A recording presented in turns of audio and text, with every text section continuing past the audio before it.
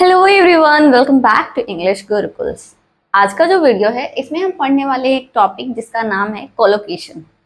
Colocation English grammar का एक topic है। होता क्या है वो इस वीडियो में हम पढ़ेंगे। तो डेफिनेशन के थ्रू हम देख लेते हैं। वैसे मैं आपको हल्का सा बता दूंगी कोलोकेशन होता क्या है। बहुत सारे ऐसे वर्ड्स होते हैं जो हमेशा अपने साथ कोई दूसरा वर्ड जो कैरी करते हैं वो बिल्कुल एक्यूरेट लगता है, हमें उसके साथ साथ ही आते हैं, तो उन्हें ही हम कोलोकेशन कहते हैं। मतलब उनको अगर चेंज कर दिया जाए तो हमें सेंस उसका समझ में नहीं आता है, उन्हें ही कोलोकेशन कहते हैं। ठीक है, डेफिनेशन के थ्रू हम देख लेते हैं। A collocation is a natural combination of words. Collocation क्या है? नेचुरल कॉम्बिनेशन ऑफ वर्ड्स है, मीन्स हमने आपने नहीं बनाया, वो बना बनाया है। That are often use together in English, जो कि क्या होते हैं? ऑफन मतलब अक्सर, यूज टूगेदर इन इंग्लिश, अक्सर ये इंग्लिश में साथ साथ यूज होते हैं। तो कोलोकेशन ऐसे कॉम्बिनेशन होते हैं जो नेचुरली होते ही होते हैं, मतलब हम उनके साथ छेड़खानी नहीं कर सकते हैं, और वो अक्सर जो है इंग्लिश में ऐसे पाए जाते हैं जैसे हमेशा साथ ही रहते हैं। एग्जाम्पल के थ्रू देखते हैं। एक हमारे पास एग्जाम्पल है, make a decision. Make a decision हम बोलते भी हैं, just make a decision and tell me. एक डिसीजन आप ले लो, उसके बाद मुझे बता दो, इन्फॉर्म कर दो मुझे।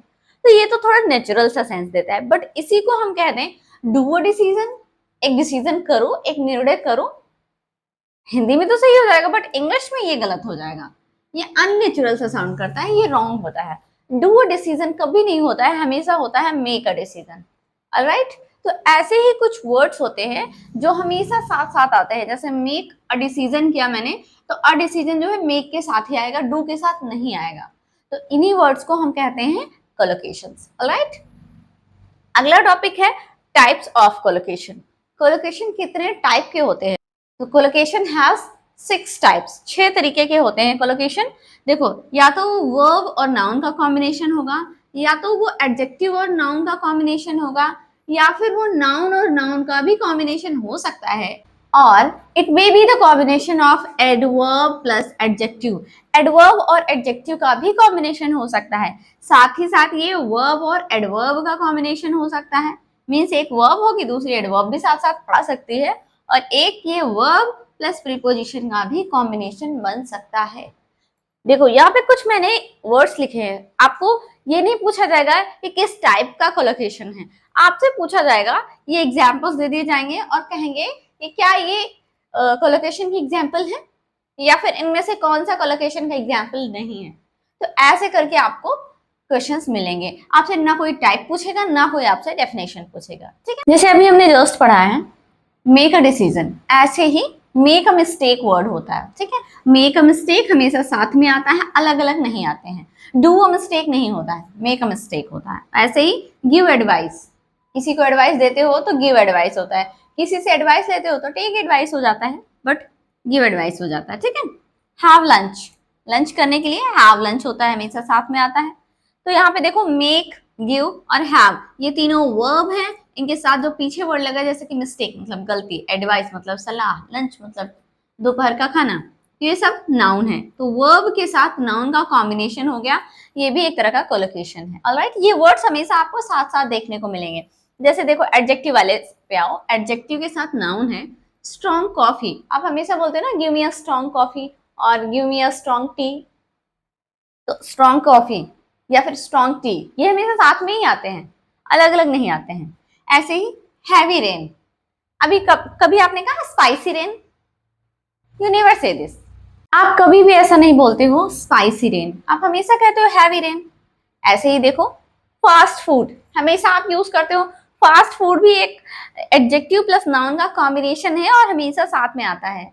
आप यूज करते हो ना फास्ट फूड, जब बाहर जाते हो कुछ खाने के लिए किसी रेस्टोरेंट में, तो वहां पे बोलते हो अगर आपको फास्ट फूड खाना है तो आप कहते हो हमें फास्ट फूड चाहिए। तो सिर्फ फूड क्यों नहीं कहते हो, या फिर स्लो फूड क्यों नहीं कहते हो? क्योंकि फास्ट फूड जो है वो नेचुरल कॉम्बिनेशन है। ऑलराइट, ऐसे ही देखो, नाउन और नॉन का कॉम्बिनेशन है traffic jam, research paper, language barrier. अच्छा, हम यहाँ पे इसका कोई ऐसा रूल नहीं है कि ये वर्ड होंगे ये नहीं होंगे, कुछ भी वर्ड हो सकते हैं जो हमेशा साथ साथ आते हैं। जैसे ट्रैफिक जैम आप अक्सर साथ साथ बोलते हैं ना, मैं ट्रैफिक जैम में फंस गया था, या फिर ट्रैफिक में फंस गया था, वहां पे ट्रैफिक लगा था, ऐसे करके बोलते हो। ट्रैफिक जैम जो है वो एक साथ वर्ड आता है। फिर आगे देखो, यहाँ पे लैंग्वेज बैरियर भी है।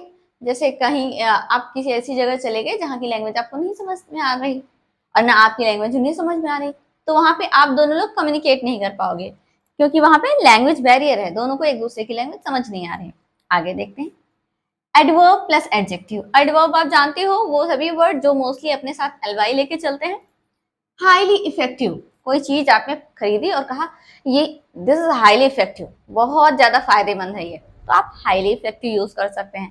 फिर है completely wrong, your question is completely wrong, तुमने जो क्वेश्चन अटेम्प्ट किया है वो पूरी तरीके से गलत है, तो आप बोलते ना कंप्लीटली रॉन्ग, ये भी एक तरीके का कोलोकेशन है। या फिर आप बोलते हो एब्सोल्युटली करेक्ट, अगर आप सही होते हो तो मोस्टली आपके टीचर बोलते हैं एब्सोल्युटली करेक्ट, तो वहां पे क्या हो जाता है, एडवर्ब और एडजेक्टिव का कॉम्बिनेशन एब्सोल्युटली करेक्ट, जो कि एक तरह का कोलोकेशन है। ठीक है, फिर देखिए वर्ब प्लस एडवर्ब का कॉम्बिनेशन। अब इस बार वर्ब आगे है, उसके साथ एडवर्ब है, जैसे रन क्विकली, कहते हैं ना रन फास्ट या फिर रन क्विकली, फास्ट भी एक तरह का एडवर्ब है। ठीक है, तो अभी अभी आपका फ्रेंड जैसे है वो किसी कभी आपका फ्रेंड जैसे है वो किसी कंपटीशन में पार्टिसिपेट कर रहा है और आप उसको चीयर अप कर रहे हैं, तो आप कहते हैं ना रन क्विकली, रन फास्ट, ऐसे बोलते हो, तो वो भी क्या है, कोलोकेशन है। फिर स्लीप पीसफुली, आप बोलते हो स्लीप वेल, स्लीप पीसफुली, या फिर स्वीट ड्रीम्स करके भी बोल देते हो, ये सभी कोलोकेशन है जो हमेशा साथ साथ यूज होते हैं। फिर है वर्ब के साथ प्रीपोजिशन। वर्ब के साथ प्रीपोजिशन वो सभी वर्ड्स होते हैं जो कोलोकेशन के अंदर आते हैं, ये कभी कभी हमारे फ्रेजल वर्ब भी बना देते हैं। ठीक है, देखो वर्ब लुक मतलब देखना, लुक के साथ प्रीपोजिशन एट लगी है, लुक एट जो कि एक प्रीपोजिशन भी होता है, ध्यान से देखना, हम कहते हैं ना लुक एट द बोर्ड, ध्यान से बोर्ड पे देखो, तो वो हो जाता है। फिर है depend on, I am currently I am depend on my parents, अभी मैं अपने पेरेंट्स पे डिपेंड हूँ, तो आप कहोगे डिपेंड ऑन, जो कि एक तरह का क्या है, कोलोकेशन है, made of verb and preposition. ठीक है, तो ये सभी कोलोकेशन हो गए, इतने सारे कोलोकेशन हमने पढ़ लिए, उनके टाइप्स भी पढ़ लिए। अभी नेक्स्ट स्लाइड में हम पढ़ेंगे, कुछ क्वेश्चंस सॉल्व करेंगे, आपको कुछ क्वेश्चंस देंगे, आप उनके आंसर्स दोगे कि उन्हें कैसे करना है। आई होप कि इस स्लाइड में मैंने आपको जितना भी पढ़ा है वो सब कुछ क्लियर हो गया होगा। स्टिल मैं एक बार इसका रिविजन हल्का सा करा देती हूँ। कोलोकेशन होते क्या है, collocation is a natural combination of words, words का नेचुरल कॉम्बिनेशन होता है, मतलब बना बनाया कॉम्बिनेशन होता है, हमें बनाने की नीड नहीं होती है।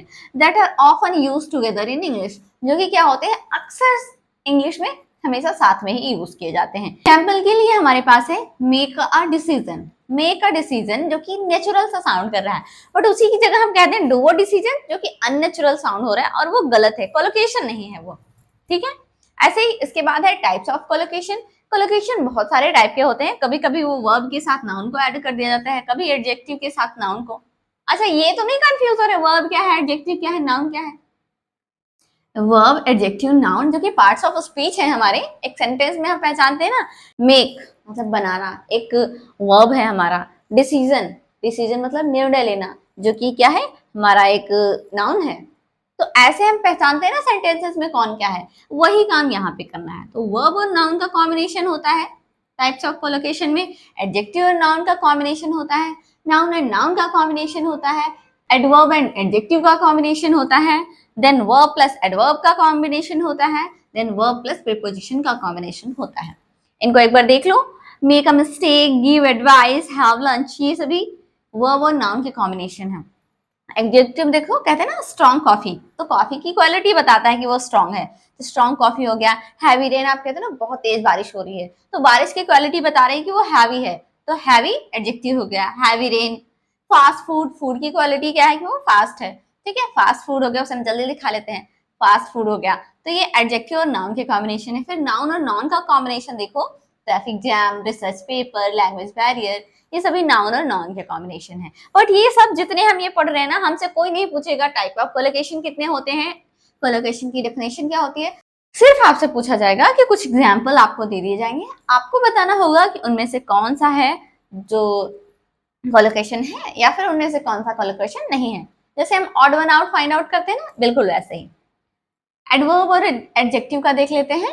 हाईली इफेक्टिव, कोई चीज जो आपके लिए बहुत फायदेमंद है, या फिर कंप्लीटली रॉन्ग, कोई क्वेश्चन आपने सॉल्व किया वो पूरी तरीके से गलत है, आपको बोल दिया जाता है यू आर कंप्लीटली रॉन्ग। आपने कुछ किया और वो काम बिल्कुल सही है तो कहा जाता है यू आर एब्सोल्युटली करेक्ट, आप कंप्लीटली सही हो। फिर देखो वर्ब के साथ एडवर्ब लगा देते हैं। रन क्विकली, जल्दी जल्दी भागो, रन क्विकली, स्लीप पीसफुली, अच्छे से सोना, तो ये भी क्या है, वर्ब और एडवर्ब का कॉम्बिनेशन है। फिर वर्ब और प्रीपोजिशन का कॉम्बिनेशन, लुक एट, ध्यान से देखो, वर्ब ये प्रीपोजिशन। डिपेंड ऑन, डिपेंड निर्भर होना, ऑन प्रीपोजिशन है, डिपेंड ऑन किसी पर निर्भर होना, तो ये हमारा एक क्विक रिवीजन भी हो गया। आई होप कि ये टॉपिक आपको क्लियर हो गया होगा कि कोलोकेशन होते क्या है, टाइप्स ऑफ कोलोकेशन कितने होते हैं। तो कोलोकेशन वो सभी वर्ड होते हैं जो नेचुरली हमेशा साथ साथ आते हैं। ऑलराइट, अब इसके बाद अगर ये समझ में आ गया है तो हम आगे एक्सरसाइज करेंगे। आई होप कि आपको ये समझ में आ गया होगा। स्टिल अगर कोई डाउट रह गया है तो आप वीडियो को फिर से स्टार्ट करिए और इसे रिवाइज कर लीजिए, ठीक है। ऑलराइट गाइस, तो अब हमें करना है एक एक्सरसाइज जो कि है choose the word which can not collocate with the given words. ये हमें कुछ सैंपल दिए गए हैं, option A B C D, इनमें कोई ऐसा पेयर है जो मेक के साथ कोलोकेट नहीं कर रहा है। जैसे मैंने मेक अ नॉइस लिख दिया, मेक एन एक्सेप्शन लिख दिया, इनमें से कोई ऐसा है जो कोलोकेट नहीं कर रहा है दूसरे के साथ, तो आपको वही ऑड वन आउट फाइंड करना है, ठीक है। तो चलिए बिना देर के हुए देखते हैं। पहला है मेक अ नॉइस, आपको पता है कि ये बात सही है, हमेशा आपके टीचर्स कहते हैं डोंट मेक अ नॉइस, तो ये बात सही है। फिर मेक एन एक्सेप्शन, ये थोड़ा डाउटफुल लग रहा है मुझे। फिर है मेक अ सॉल्यूशन, आप जब लैब जाते हो अपनी तो वहाँ पे टीचर्स कहते हैं ना make a solution, chemistry lab जाते हो तो वहाँ बोला जाता है, मेक अ सॉल्यूशन भी सही है। Then make a plan, let's make a plan, चलो एक प्लान बनाते हैं, तो ये बात भी सही है, आपकी कोलोकेट हो रही है, बट दिस कांट कोलोकेट, ये कोलोकेट नहीं हो सकता है, इस वजह से रॉन्ग है, एक्सेप्शन है। इधर देखिए स्ट्रॉन्ग, स्ट्रॉन्ग क्या है, एक तरह का एडजेक्टिव है, एडजेक्टिव के साथ ये फ्रेम हो रहा है। स्ट्रॉन्ग सस्पिशन, स्ट्रॉन्ग मतलब कहते हैं ना मुझे ना एकदम स्ट्रॉन्ग सस्पिशन हो रहा है उस पर, बहुत ज़्यादा शक हो रहा है, तो ये बात सही है। फिर है स्ट्रॉन्ग इंस्पिरेशन, तो ये बात भी सही है, कोई पर्सन है जिसे आपको बहुत ज़्यादा इंस्पिरेशन मिल रही है, आप बिल्कुल उसके जैसा बनना चाहते हो, तो आप क्या कहते हो कि मुझे ना उनसे स्ट्रॉन्ग इंस्पिरेशन मिलती है।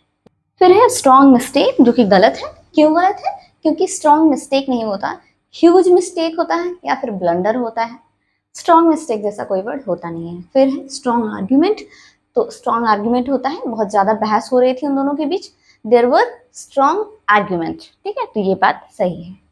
यहाँ पे ये कोलोकेट नहीं कर रहा है। डीप, जिसका मतलब होता है गहरा, आप कहते हो ना he was in deep sleep, वो गहरी नींद में था, तो डीप स्लीप बोल देते हो आप। फिर है डीप थॉट, वो गहरी सोच में था, तो डीप थॉट भी सही हो गया। फिर है डीप ट्रबल, वो गहरे संकट में था, तो डीप ट्रबल भी सही हो जाता है, बट डीप विक्ट्री जैसा कोई वर्ड होता नहीं, ठीक है, तो डीप विक्ट्री कोलोकेट नहीं कर रहा है। आगे मूव करते हैं हैवी पे। हैवी जो कि एक तरह का एडजेक्टिव है, आप हैवी रन जैसा कोई वर्ड नहीं बोलते हैं, आप हैवी रेन बोलते हो, हैवी ट्रैफिक बोलते हो, हैवी प्राइस बोलते हो, कोई चीज खरीदने जाते हो ना कहते हो दैट वाज वेरी कॉस्टली, या फिर the price were very heavy, तो हैवी प्राइस आप बोलते हो। हैवी ट्रैफिक भी आप बोलते हो, आप कहते हो मार्केट में हैवी ट्रैफिक था, बहुत ज्यादा ट्रैफिक था, या फिर आप हैवी रेन बोलते हो, आजकल हैवी रेन हो रही है, बहुत ज्यादा बारिश हो रही है, बट हैवी रन जैसा वर्ड आप यूज नहीं करते हो, हैवी रन जो है हमारा कोलोकेशन नहीं होगा, ठीक है। आगे बढ़ते हैं कैच, जो कि एक वर्ब है, कैच मतलब पकड़ना, तो कैच अ कोल्ड, मुझे जुकाम हो गया, तो कैच अ कोल्ड सही है, बिल्कुल आप बोलते हो catch a cold. Catch a बस, मुझे बस पकड़नी है, कैच अ बस सही है। कैच अ फिश, जो फिशरमैन होते हैं वो फिश को कैच करते हैं, तो ये बात भी सही हो गई, बट कैच एन अपॉइंटमेंट जैसा कोई वर्ड नहीं होता है, जो कि रॉन्ग हो जाएगा, कैच एन अपॉइंटमेंट गलत है, ये इसके साथ कोलोकेट नहीं कर रहा है। आगे देखते हैं टेक, टेक मतलब लेना, टेक अ ब्रेक, एक ब्रेक ले लो थोड़ा सा, तो बोलते हो आप take a break. Take a fine, ऐसा तो कोई वर्ड नहीं होता है, गिव अ फाइन होता है। टेक अ लुक, जब आप किसी को अपनी कोई चीज दिखा रहे हो तो आप कहते हैं ना हैव अ लुक या फिर टेक अ लुक, तो ये बात सही हो गई। टेक रेस्ट, बहुत कोई थका है तो आप कहते हैं ना टेक रेस्ट, आराम कर लो, तो ये बात भी सही हो गई, but this doesn't collocate with the word take, take a fine नहीं होता है, ठीक है। तो इस तरीके से ये हमारी एक्सरसाइज सॉल्व हो रही है, क्योंकि हमने इसको पहले ही पढ़ रखा है, तो हमें पता है कि ये कौन सा कोलोकेट हो रहा है कौन सा नहीं हो रहा है। और एक बात और, प्रैक्टिस मेक्स मैन परफेक्ट। तो जितना ज़्यादा आप रीडिंग करोगे उतना ज़्यादा आपको आइडिया होगा कि कौन से वर्ड किसके साथ कोलोकेट होते हैं। ठीक, ये अब बिना देर किए हुए हम नेक्स्ट एक्सरसाइज में मूव करते हैं।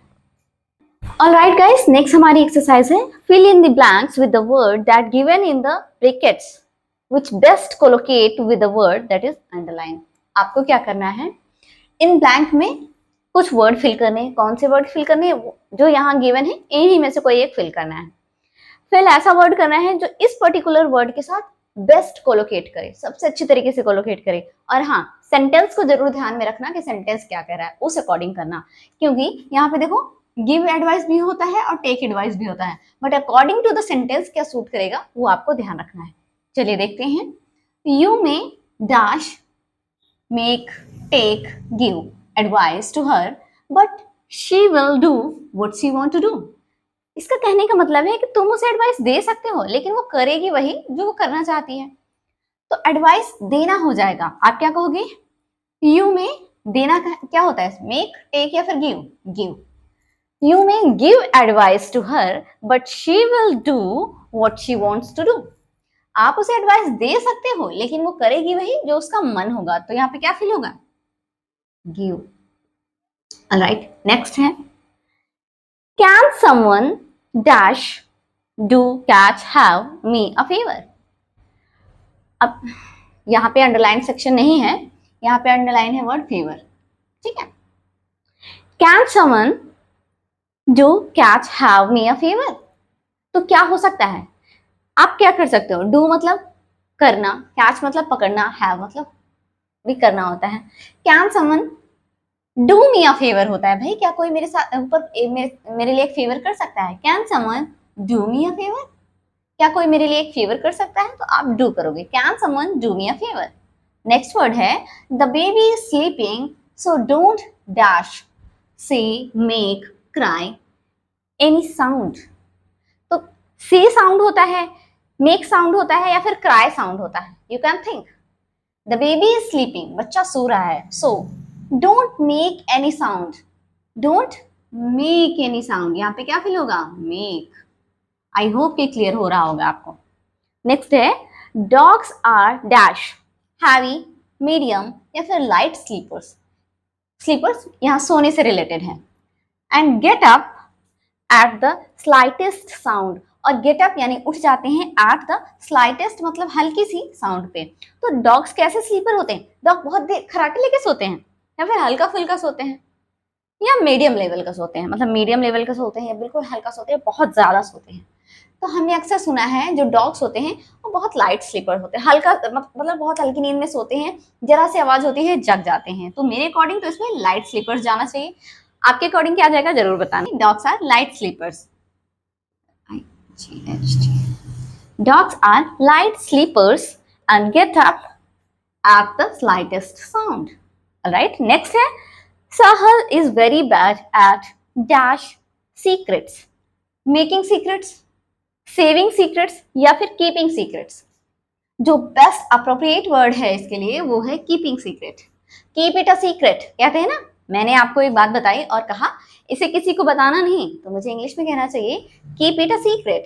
ठीक है, तो मैं कहूंगी Sahal is very bad at keeping secrets, at keeping secrets. तो इस तरीके से हमारे सारे कोलोकेशन फिनिश हो रहे हैं।